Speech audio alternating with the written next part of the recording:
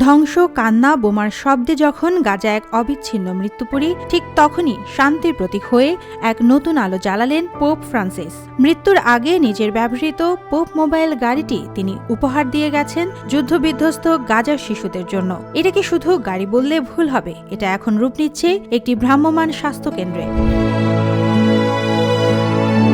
2014 সালে বেথেলহেম সফরের সময় পোপ এই গাড়িটি ব্যবহার করেছিলেন, আর আজ সেই গাড়িটি রূপ নিচ্ছে একটি ভ্রাম্যমাণ ক্লিনিকে, যেখানে থাকবে ওষুধ রাখার ফ্রিজ, প্রাথমিক চিকিৎসার যন্ত্রপাতি এবং শিশুদের হাসি ফিরিয়ে আনার শেষ চেষ্টার সব উপকরণ। উদ্দেশ্য একটাই, যুদ্ধের মধ্যে বড় হওয়া শিশুদের পাশে দাঁড়ানো।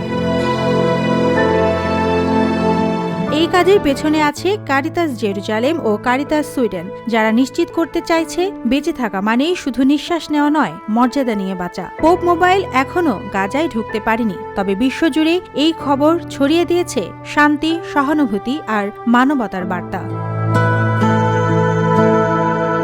পোপ ফ্রান্সিসের এই উপহার যেন যুদ্ধের বিপরীতে দাঁড়ানো এক চলমান প্রতিবাদ। তিনি মৃত্যুর আগেও দেখিয়ে গেছেন ভালোবাসা, যত্ন আর মানবতা এই তিনটেই বিশ্বের সবচেয়ে বড় শক্তি।